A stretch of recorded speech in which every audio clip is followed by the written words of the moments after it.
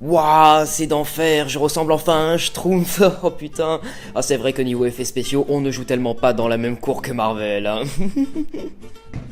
Eh, S-Freezed, arrête de jouer avec ton filtre de schtroumpf et va plutôt travailler. Oh oui, ça va, d'accord, Anonymous, je savoure les derniers instants de tranquillité avant le début des vidéos critiques sur la chaîne, s'il te plaît, laisse-moi un peu de temps. Mais putain de bordel de merde, ça fait 6 mois que t'en branles pas une, il serait temps de se bouger un peu le cul et arrêter de savourer les choses. Ah oui, d'accord, maman. Je me préférais en bleu, hein, je sais pas pour vous. Bonjour à tous et à toutes fans de cinéma, c'est S-Freezed et bienvenue sur la chaîne du Cinéphage pour cette toute première vidéo critique, dans ce tout nouveau format. Et pour la première, on va parler de l'événement 2022, aka Avatar 2, la voix de l'eau. Entre révolution technique faisant pâlir les dernières productions de chez Marvel, et calque du premier film, entre succès critique financier et scénario introduisant les prochains films de la franchise, voici la critique avec et sans spoiler d'Avatar 2, la voix de l'eau. Sous l'océan, sous l'océan. Merde, j'ai dû me tromper de plateau de tournage, hein. Bon, le temps que je règle ce problème de studio, générique.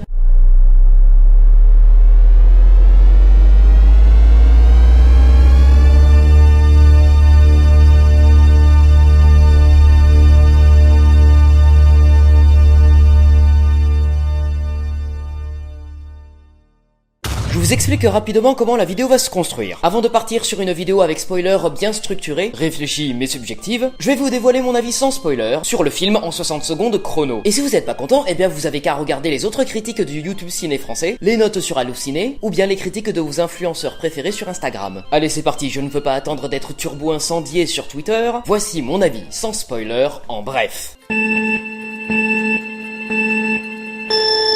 Avatar 2, la voix de l'eau est la claque que tout le monde attendait. Alors oui, bien sûr, mais que c'est beau, mais que c'est beau. Ça, c'est de l'art. Tout le monde va le dire et le chanter sur tous les toits comme une chanson de Patrick Sébastien.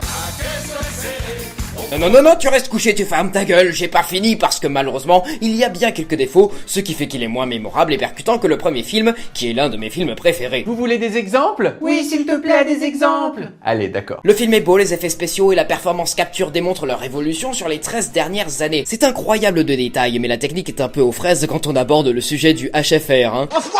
Parce qu'alterner des scènes en 48 images par seconde et d'autres en 24, ça me fait plus penser à des baisses et des montées de FPS dans un jeu vidéo qu'à autre chose. Apprécie à moitié, franchement, ce qui vient de se passer là. Beaucoup disent le scénario c'est de la merde, j'aime pas les personnages, ils sont pas attachants, on dit chocolatine au lieu de pain au chocolat, et c'est bourré d'incohérences. Ça va péter. Alors oui, heureusement, un des gros points positifs du film, c'est le personnage de Kiri, interprété par une fantastique Sigourney Weaver. Et ça, c'est bien. Mais par contre, certaines décisions des persos sont incohérentes et la plupart des enjeux très faibles. Ça, c'est de la merde. Par contre, les thèmes sociopolitiques sont toujours aussi présents et arrivent toujours à être aussi percutants, notamment au détour d'une partie de pêche à la baleine qui fait vraiment très mal au cœur. Voilà que c'est pas cool, frère. Voilà, c'est une prouesse d'avoir réussi la suite d'Avatar, mais ça pêche un peu au niveau du scénario. Sur 20. Quoi? Comment ça je plagie chez Chounet? Allez vous faire cuire le cul, d'accord? Si vous êtes toujours vivant après ça, et que vous avez envie d'en savoir plus sur mon avis, eh bien je vais le développer maintenant. Dans la partie avec spoiler, à tête bien plus reposée, on va souffler un peu et se détendre. Si vous ne voulez pas être spoilé, quittez cette vidéo tout de suite et revenez la regarder dès que vous aurez découvert le film. C'est donc parti pour l'argumentaire sur Avatar 2, la voix de l'eau, et on va commencer par la partie 1 qui va porter sur...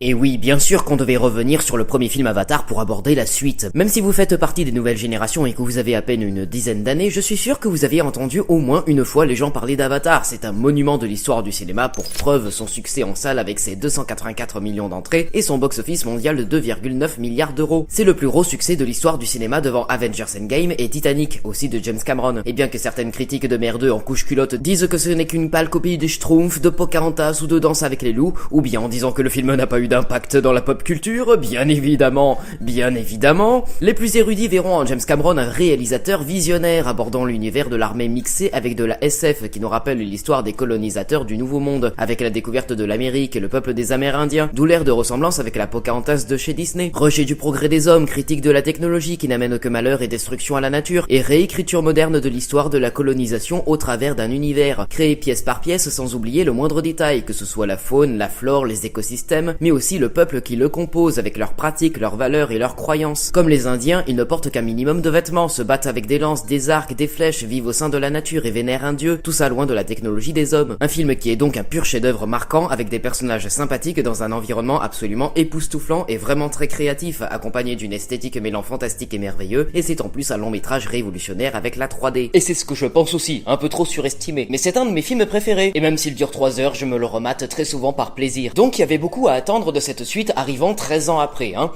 Qu'est-ce que ça donne ?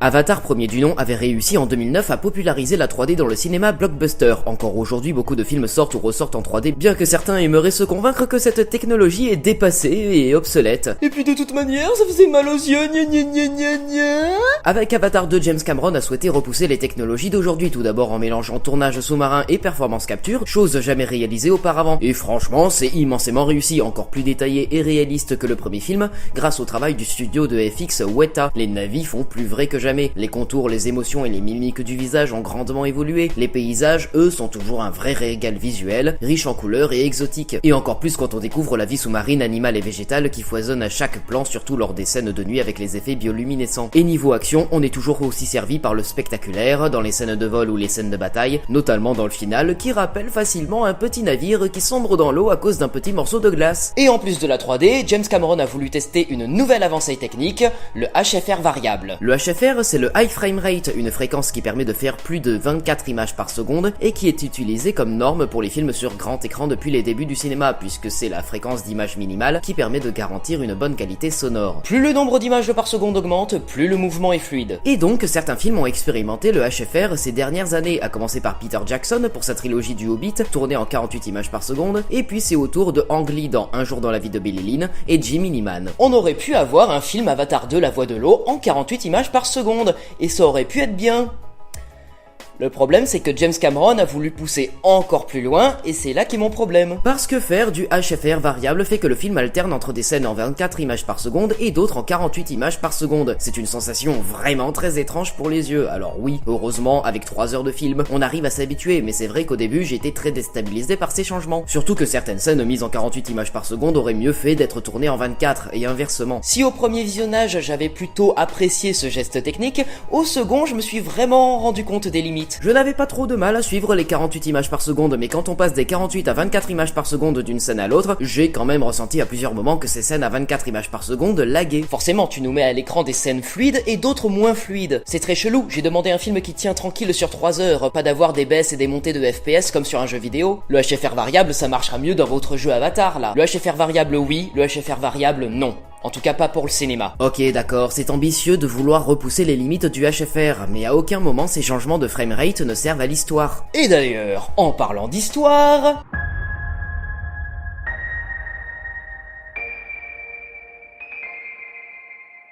Donc, pour comprendre ce qui va et ce qui va pas dans le scénario du second volet, petit rappel du premier. Avatar se déroule en 2154, à une époque où la planète est sauvée, la famine et la pauvreté ont été éradiquées, les guerres sont toutes terminées, et nous vivons tous en harmonie.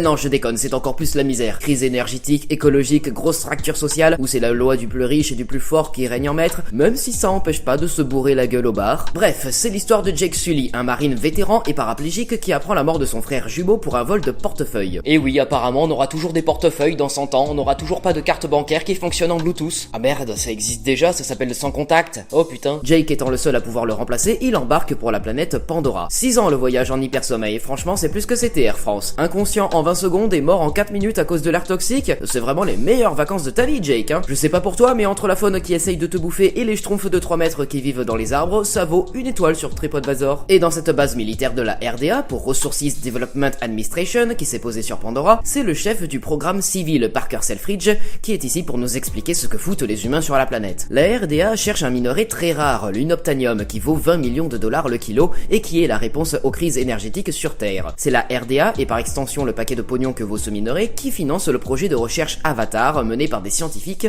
dont le but est de faire copain-copain avec les autochtones bleus qu'on appelle les Na'vi, et surtout pour les convaincre de foutre le camp de leur foyer. Parce que comme par hasard vraiment hasardeux, le clan Omaticaya vit dans un ficus aussi grand que ma bite et qui se trouve pile pile au-dessus d'un immense gisement du notanium. Et dans la base, on retrouve aussi d'anciens marines engagés pour assurer leur sécurité et qui sont menés par le colonel Miles Quaritch. Bref, les avatars sont des corps génétiquement créés à partir d'ADN de Na'vi et l'ADN de son pilote. C'est pourquoi Jake est le seul à pouvoir contrôler l'avatar de son frère jumeau, qui était scientifique. Pour le contrôler à distance, le pilote utilise un caisson spécial qui permet de mettre le corps humain en repos et de plonger son esprit dans l'avatar. Tout en retrouvant l'usage de ses jambes grâce à son homme bleu, Jake rencontre l'équipe scientifique composée du Dr Grace Augustine, de Norm Spellman, de Dr Max Patel et de Trudy Chacon, la pilote de l'hélico sur le terrain. De son côté, Quaritch voit une belle opportunité d'infiltrer les indigènes quand il apprend que Jake, étant le seul marine à pouvoir utiliser un avatar, accepte de récolter des informations pour le colonel. Après une escapade en forêt qui manque de tourner mal, Jake est sauvé par Neytiri, qui n'est autre que la fille du Holo-Ektan, c'est-à-dire le chef Omaticaya,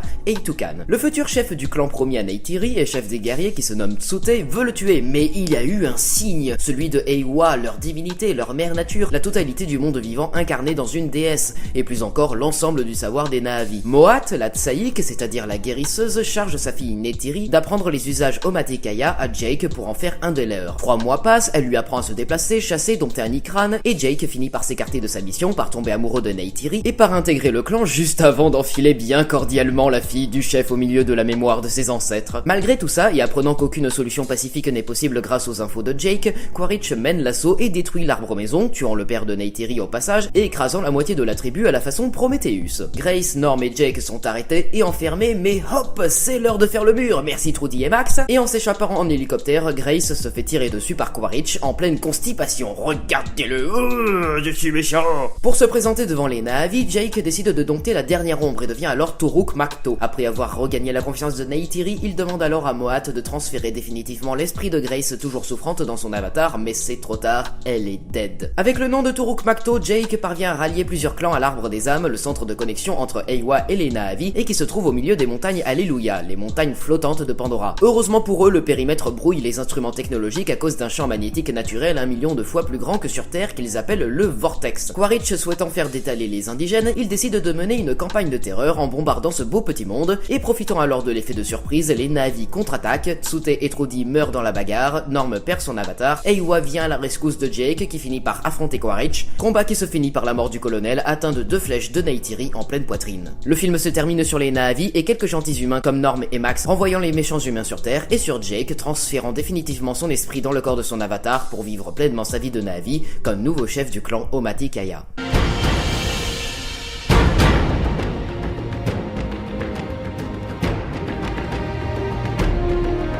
Avatar 2 débute une décennie après, on découvre Sam Worthington, toujours en Jake Sully, qui a fondé une famille avec Zoé Saldana en Neytiri et qui nous est présenté en 30 minutes. Neteyam, premier enfant et fils modèle à papa, Loak, le fils décevant jusqu'à ce qu'à la fin du film il arrive à faire quelque chose qui rende fier son père. Très habituel comme caractère, hein, c'est vrai que c'est pas très original d'avoir des daddy issues. Tout que sa fille biologique très enfantine, mais c'est vraiment tout ce qu'on sait d'elle. Kiri, fille adoptive née de l'avatar Na'vi du docteur Augustine et qui est un peu l'ado rebelle et toujours blasé. D'ailleurs Kiri, meilleur personnage du film, hein. C'est certainement le gros point positif du film, avec forcément l'aspect technique. Tout chez elle est intéressant, le lien spirituel entre la mer, la faune et la flore, son lien puissant avec Eywa, je veux dire, elle a des putains de pouvoirs magiques. Bordel, c'est complètement fou. Surtout que merde quoi, Sigourney Weaver propose une superbe interprétation, elle est carrément allée dans une école pour apprendre à agir comme une ado de 14 ans. Et pour finir, Spider, le fils du colonel Quaritch, qui est né sur Pandora et qui n'a pas pu rentrer sur Terre en cryostase à cause de son jeune âge. Voilà, apparemment, si t'es un bébé, tu peux pas rentrer en hyper sommeil, d'accord. Spider est un peu à part dans la famille de Jake, surtout que dès le début du film on nous dit que Neytiri ne le porte pas dans son cœur. Ce qui va se concrétiser dans le final sur le bateau. Question développement des protagonistes en 13 ans, Jake est devenu un père sévère. D'où vient cette sévérité? Il dit que c'est le rôle d'un père d'être sévère.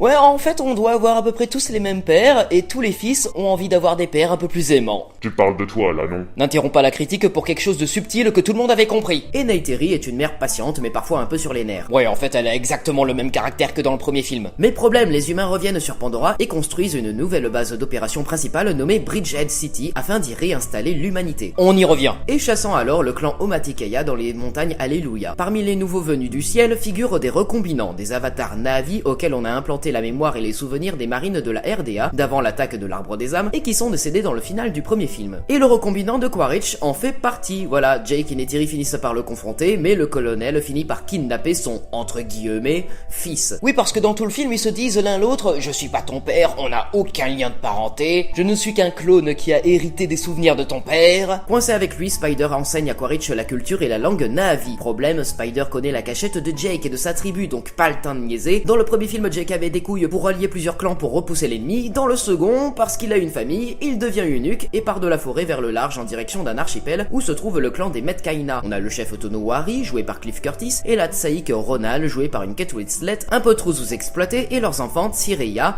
et Aonung. Demandant l'asile, Tonowari accepte à condition qu'ils apprennent leurs usages pour être utiles au village. Ils apprennent alors à retenir leur respiration sous l'eau et dompter les créatures marines du coin, il y en a deux, un pour les chasseurs, un pour les pauvres, lol. Et autre enjeu, les Tulkun. Comme les Ikran, les Tulkun représentent une sorte de frère ou sœur spirituel qui ne volera ou voguera qu'avec un seul Na'vi pour la vie, à ceci près que les Tulkun sont plus intelligents au point d'avoir des lignes de dialogue, oui je déconne pas, et que le lien qui les unit avec les Metkaina doit être sauvé quand le bateau de pêche pointe le bout de son nez près de l'archipel. Ah oui, putain, j'avais oublié les méchants, tiens. Parce que vous savez, Quaritch se transformait en Na'vi qui conserve son état d'esprit de guerrier en prenant l'apparence de l'ennemi, et sachant que les Na'vi et plus globalement tout ce qui existe sur Pandora est lié d'une certaine manière à Eywa, vous vous dites que c'est un enjeu important, ça va peut-être impacter le colonel, ses yeux vont peut-être enfin s'ouvrir, mais c'est que vaguement effleuré. Pourquoi? Parce que Quaritch n'est pas au courant pendant 1 heure que Jake s'est payé des vacances aux Caraïbes. Il essaye juste d'être le pseudo papa cool avec Spider, apprendre le Na'vi et dompter un Ikran. Et quand il découvre que Jake est parti de la forêt pour rejoindre la mer, il cherche Jake en saccageant les villages, mais en ne tuant personne. La vie des Metkaina n'est pas en danger, seulement les villages, donc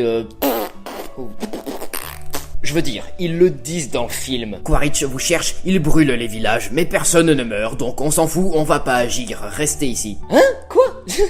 Et ton peuple? Est-ce que t'en as quelque chose à foutre au moins? Ok, il est pas hyper opprimé là, mais ils ont plus d'endroit où vivre, ça fait chier pour les allocs de la CAF. Bref, Quaritch réquisitionne le navire baleinier pour faire sortir Jake de son coin, ce qui finit par arriver au moment où il s'attaque au Tulkun Payakan qui s'est lié avec Loak, le fils décevant de Jake, rappelez-vous. Ils le disent dans le film, ça ne posait pas problème aux Metkaina quand les Tulkun étaient chassés beaucoup plus au sud. Là, ça leur pose problème parce qu'ils sont juste à côté, parce qu'ils sont revenus de leur migration.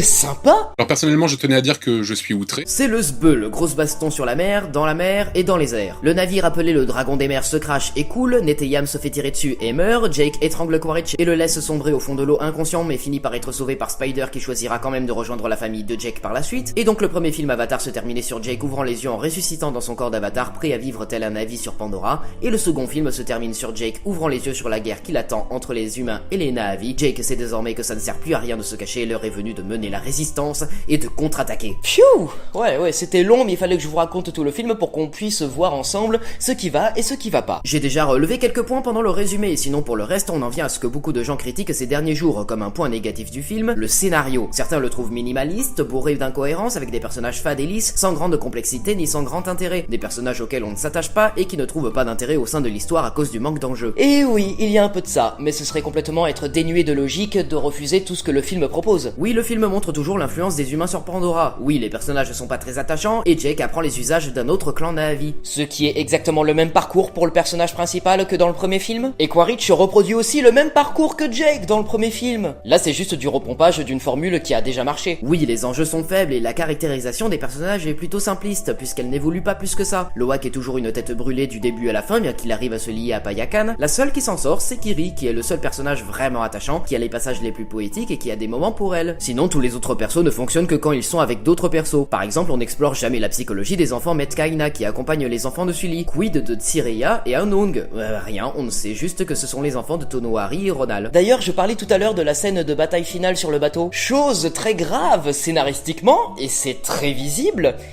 Où est-ce qu'ils sont tous passés? Je veux dire, Payakan et Spider permettent de faire cracher le bateau et le faire couler. Jake attaque Quaritch et les Metkaina tuent les gens à bord des petits bateaux. Mais dès que le dragon des mers coule, que Neteyam meurt et que l'éclipse se produit plongeant la suite du final en pleine nuit, les Metkaina disparaissent. Dans tout le secteur, il ne reste plus que Jake et sa famille. C'est quand même chaud là, il manque une petite ligne de dialogue. C'est bon, on a fait couler le bateau, les Tulkun sont sauvés et maintenant on va rentrer. Non mais attendez, Quaritch et les autres avatars sont à bord, ils ont tué mon fils et ils ont mes 2 filles en otage et où vous êtes passés? Bah merde. Bon bah on va se débrouiller. David Goodenough. Et maintenant, qu'est-ce qui est bon à retenir sur le scénario?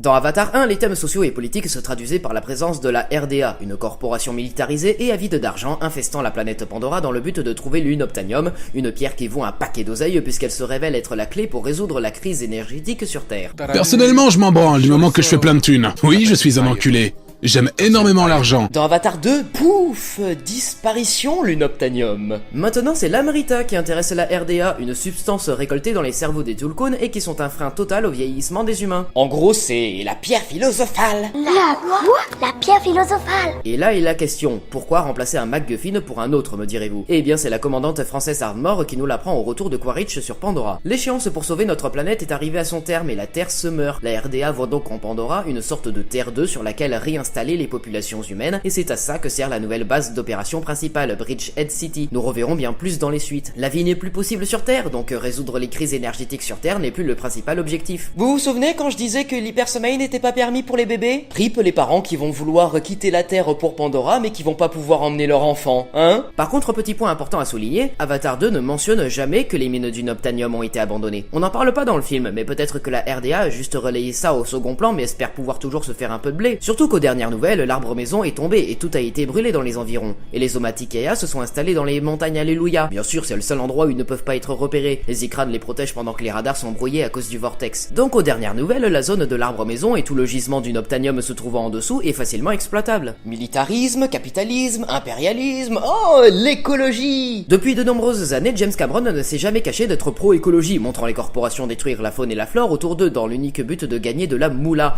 privant alors les autochtones de leur habitat naturel. Tels les Indiens qui furent colonisés par les Européens arrivés en Amérique, les Na'vi forment la résistance au capitalisme pour la protection de la nature. Ils sont comme une version supérieure de ce que sont les humains, à ceci près qu'ils sont des êtres spirituels et qui ont une connexion mystique avec leur divinité Eywa. Tous les thèmes sociaux et politiques du premier film se retrouvent dans le second, bien que l'écologie soit beaucoup plus présente que le colonialisme. Colonialisme qui se retrouve notamment dans la scène où les avatars menés par Quaritch brûlent les villages Metkaina à la recherche de Jake et qu'ils font soumettre ces indigènes pandoriens qui n'ont absolument rien fait et ne savent rien. Et forcément, comme toutes les personnes qui ont un minimum d'intérêt pour la faune sous-marine, la scène que je retiens d'Avatar 2 La Voix de l'eau, c'est la scène de chasse du Tulkun. Évidente métaphore de la pêche à la baleine, encore permise en Norvège et en Islande, où ils chassent le rorqual commun et le petit rorqual en Atlantique Nord, et le Japon, qui a récemment repris la chasse commerciale au large de ses côtes. Et tout cela pour plusieurs raisons économiques, à commencer par la nourriture, mais aussi pour l'huile de baleine, qui servait à la cuisine, au chauffage et à l'éclairage, pendant que la graisse était utilisée pour des produits pharmaceutiques et cosmétiques, les fanons pour des parapluies et des corsets, le cuir pour des ceintures, les intestins pour des cordages et des produits de parfumerie, mais aussi d'autres substances ou parties des baleines et cachalots qui servaient à faire des bougies et des savons. Oui, je déteste la chasse par plaisir et je répugne la pêche à la baleine. Et c'est pour ça que cette scène de la mise à mort de la sœur spirituelle de Ronald m'a vraiment fait mal au cœur. Et puis par-dessus, ils mettent la même musique utilisée pour la destruction de l'arbre maison dans le premier film.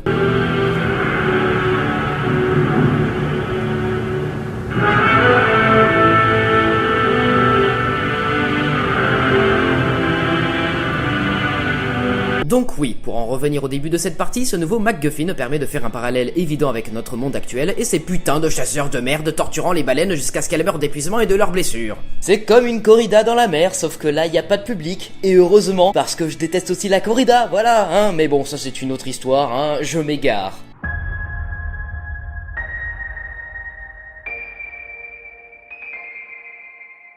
Disney marquera la suite de la décennie avec les prochaines suites d'Avatar. Avatar 3 prévu pour décembre 2024, Avatar 4 prévu pour décembre 2026 et Avatar 5 prévu pour décembre 2028. Et malgré nos bleus qui ont disputé leur finale et qui ont perdu, les bleus qui nous intéressent aujourd'hui ont réalisé le meilleur démarrage de 2022 en France et a dépassé les 5 millions d'entrées. Et à l'heure où j'enregistre la vidéo, les recettes du box-office mondial s'élèvent désormais à 900 millions de dollars et atteindra très certainement 1 milliard d'ici 2023. Et vu que le budget du film serait d'environ 460 millions de dollars, ce qui en fait le film le plus cher de l'histoire, il faut qu'il atteigne les 2 milliards de recettes pour être rentable, ce qui veut dire qu'il doit devenir 5e plus gros succès de l'histoire du cinéma. Faut dire que la presse est plutôt d'accord avec moi sur le fait que ce soit quand même un film plutôt réussi. Oui, c'est l'un des meilleurs films de l'année 2022, normal que ce soit un succès, hein. Oh putain, qu'est-ce que fout une affiche de Thor 4 là qui fut un des plus gros succès en France cette année? Dégage!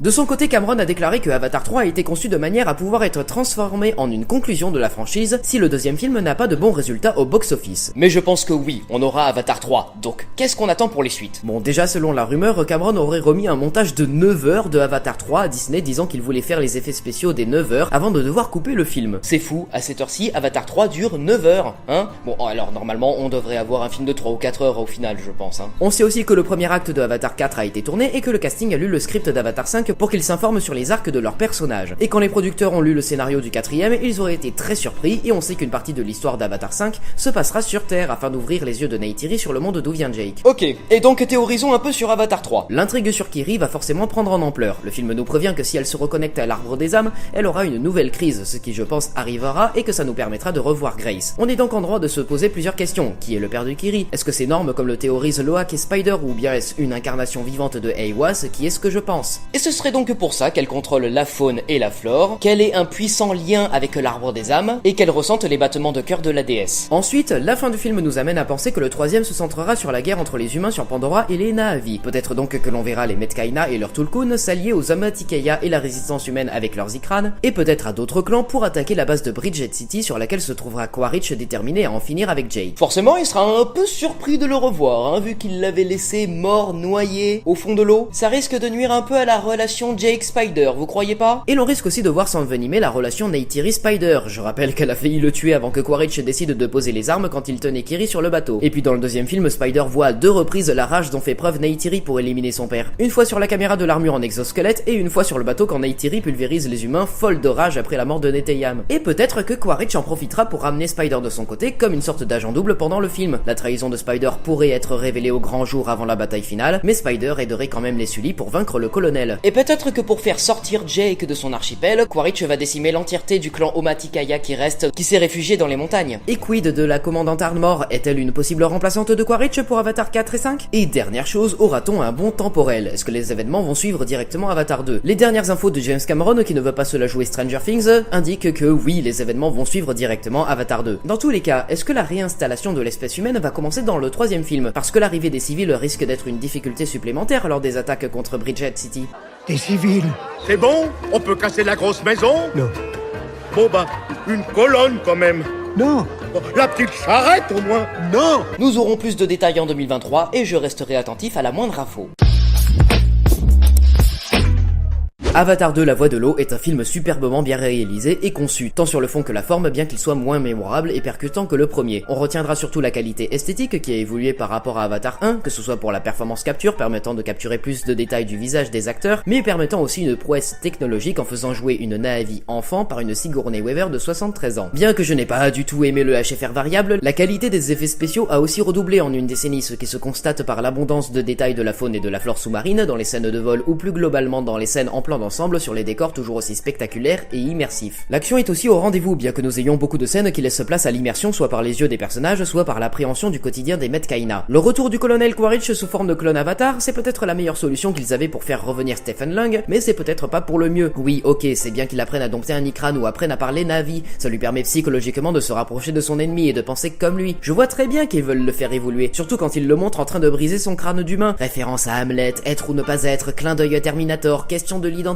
tout ça, mais le mettre en bleu avec un fils dans les pattes, je le trouve moins charismatique, dangereux et impulsif que dans le premier. C'est dommage d'amoindrir ce méchant qui se fait contester par un gosse sauvage. Un gosse qui finit par le sauver dans le final alors qu'il n'arrête pas de dire dans le film qu'ils n'ont aucun lien de parenté, qu'il n'est pas vraiment son père, et puis il le sauve. Et en plus il le dit qu'il sent que c'est une mauvaise idée de le sauver, mais alors le sauve pas, crétin! Et ne parlons pas de Jake qui dans le premier film était ce meneur qui voulait se battre contre les militaires, et dans ce film il a la pétoche et décide de quitter tout ce qu'il connaît pour rejoindre la mer. Bon, restons sur les personnages pour confirmer la présence de Kiri en meilleur perso et qui pose les bases pour de bonnes intrigues dans les suites. Mais elle reste le seul personnage attachant du film. Ah oui, c'est vrai, putain, j'en ai pas parlé dans la critique, mais je retiens quand même la musique toujours excellente avec un nouveau thème très beau, mais je reste sur ma fin concernant la chanson de The Weeknd au générique de fin. Et pour finir, les thèmes sociopolitiques sont toujours aussi présents et réussissent à nous mettre à mal devant une scène de pêche qui fait mal au cœur et qui reste en tête si on a un minimum d'intérêt pour les crises écologiques et climatiques de notre monde réel. Et voilà, c'est tout ce que j'avais à dire sur Avatar 2 La Voix de l'eau. Merci d'avoir écouté cette critique jusqu'au bout. D'ailleurs, n'hésitez pas à partager vos avis respectueusement dans les commentaires. Et si cette vidéo vous a plu, ben vous savez quoi faire. Vous likez, vous commentez, vous partagez, vous vous abonnez sur YouTube, Facebook, Twitter, TikTok, Sens Critique, Letterboxd, Discord, etc.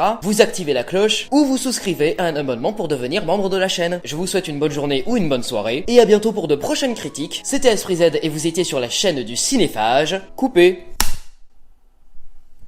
Bravo, félicitations, tu as enfin passé le cap et fait ta toute première critique de la chaîne. Oh, je t'en prie, hein, parce que ça c'était pas des vraies critiques par hasard. Pas du tout, c'était vraiment de la grosse merde aléatoire et c'était fait à l'arrache. Sympa, très encourageant, hein. T'étais pas chauve, toi, à la base? Oui, mais j'ai fait une implantation capillaire. Ça te va bien? Mais ça te donne absolument pas le droit de dire que ça c'était des critiques de merde et que c'était complètement fait à l'arrache. Oh mais t'inquiète pas, hein, là c'était bien, je suis fier de toi. Reste plus qu'à tenir ça toute l'année. Sérieux? Non, je vais pas faire ça toute l'année, non, tu déconnes ou quoi? Tu déconnes? Bah, merde. Bon bah on va se débrouiller, hein. David Goodenough.